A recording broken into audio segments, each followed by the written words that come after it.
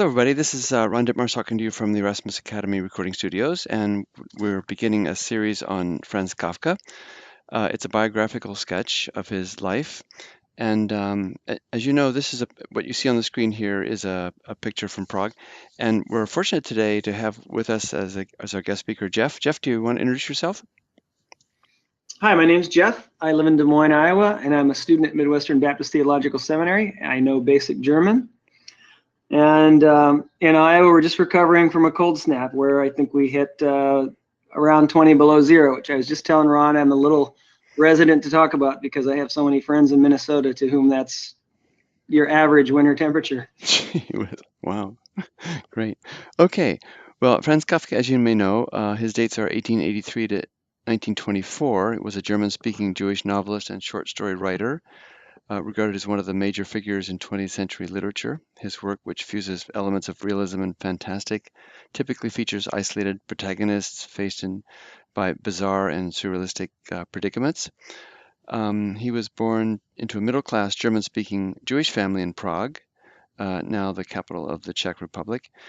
And few of his works were actually published during his lifetime, and his friend Max Brod was asked to destroy, a lot of his several works that had not been published, which he refused to do.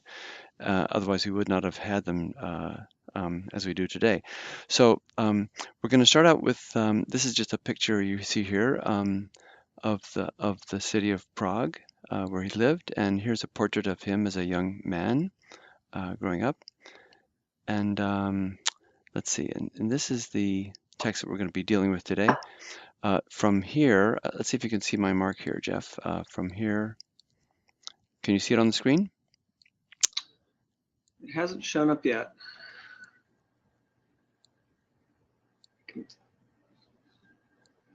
There it is. Oh, okay, great. A little For some reason, yeah, these marks are showing up all at once. Oh, okay, no problem at all. All right, so our normal procedure is I'll read the text out loud, and then Jeff will repeat after me. Please repeat with him to get a sense of the flow of the sentence and the structure. And then I'll ask him specific questions and try to imagine in your own mind what the answers would be as we piece together the structure of the sentence and arrive at a understanding of its meaning. Okay, you all set? Yep. Okay, here we go. Franz Kafka gehört mit Bertolt Brecht, Hermann Hesse. Go ahead. Franz Kafka gehört mit Bertolt Brecht, Hermann Hesse, Rainer Maria Rilke und Thomas Mann Rainer Maria Rilke und Thomas Mann zu den bekanntesten Schriftstellern der deutschen Sprache im 20. Jahrhundert. Zu den bekanntesten Schriftstellern der deutschen Sprache im 20. Jahrhundert. Great. Okay. So up to this point, they're just mentioning several authors here. Where's the verb up to this point? The main verb? Gehört. Gehört, yeah. So we put a box around the verb. We always identify the verb first. And obviously this is the subject here, Kafka. And then, but this belongs, gehört takes the dative. That's why this is mit. So belongs with Bertolt Brecht, Hermann Hesse, Rainer Maria Rilke, good practice for your R's, and Thomas Mann. Among, and then in this is the most famous. Where's the signal that this is the superlative adjective? The ST. Exactly, just like in English, the first, the most, the etc. Okay, among the most famous authors, Stellen just means to place. Stellen, Schrift is a writing, so those who place writings are literally authors of the German language, and in the 20th century. There's another ST in the 20th century. Good. You want to just translate that first sentence slowly so people can follow along, Jeff? Franz Kafka belongs with Bertolt Brecht, Hermann Hesse, Rainer Maria Rilke, and Thomas Mann among the most well-known writers of the German language in the 20th century. Great. Going on. Hesse nannte Kafka den heimlichen König der deutschen Prosa. Everybody? Hesse nannte Kafka den heimlichen König der deutschen Prosa. That O umlaut is hard to pronounce. König, König, and the G is a little bit gutturalized slightly. König. Okay. Where's the verb there in that sentence, Jeff? Nannte. Good. This is a strong verb. It's actually a hybrid verb, which has characteristics both of the strong verbs and the weak verbs. But there's a vowel change because the three principal parts are nennen, nannte, genannt. So it's from E to A as the verb goes from the present into the past tense. And it has this TE tacked on, which is characteristic of the weak verb. So this is this sort of a class of hybrid verbs, so-called. So Hesse called Kafka. Here's your first direct object. Is there another direct object? Actually, right here, Dane, the secret king. So with the verb net to call, you actually takes a double accusative. So Hesse called Kafka the secret king of German prose. This is in the genitive here of German prose. Good. Going on. Als Rilke seine ersten Schriften kennenlernte, everybody?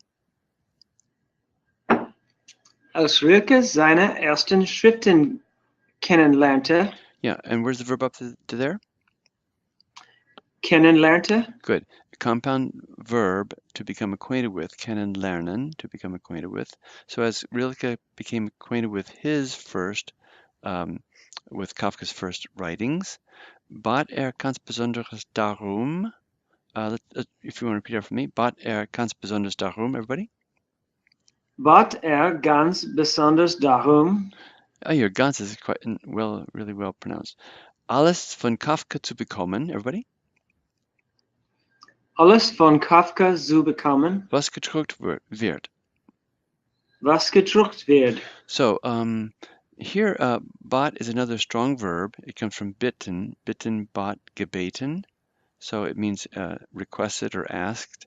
But so he asked quite especially darum. Dar is one of those dar compounds which actually anticipates something to be elaborated upon in the next clause.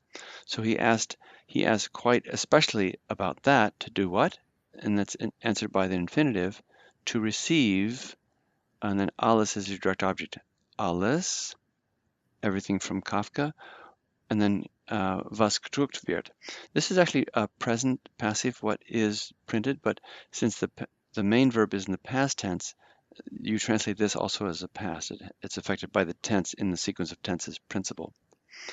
What was printed. Okay, going on. Für Thomas Mann gehörte sein Werk, everybody? Für Thomas Mann gehörte sein Werk zu den faszinierendsten Erscheinungen, go ahead. Zu den faszinierendsten Erscheinungen. Great. Auf dem Gebiet künstlerische Prosa. Auf dem Gebiet künstlerische Prosa. Good. Okay, so for Thomas Mann, so up to this point here, where's your verb, Jeff? Gehörte. Yeah, here we have a past tense, so belong. So for Thomas Mann, his work, notice whenever you have a prepositional phrase, anything adverbial at the beginning of the sentence, the verb and the subject are reversed, as you see in this case. So for Thomas Mann, his work belonged to the most, here you have another ST, so make it superlative, to the most fascinating, Erscheinungen means publications, in the area auf dem Gebiet, and then here we have what we call a compact genitive. There's no definite article, because you could have der künstlerischen Prosa, but the der is omitted, then sometimes the adjective will take on the endings of what the definite article was. That's a little bit complicated, but so in the area of artistic prose and going on, tatsächlich ist es mit nichts zu vergleichen. Everybody? Tatsächlich ist es mit nichts zu vergleichen. And what about this nichts with it? Does this mean not or nothing? Nothing. Right, always with an S, it always means nothing. So actually, it is with nothing to compare. In other words, in actuality, there's nothing that can compare to it, is the idea. So let's see. Why don't you translate from here, just in English, slowly, so people can follow you. And starting from there, go ahead. Hesse called, Translate just in English, from from where? from right The here. beginning? No, just from here. Hesse called Kafka. Uh,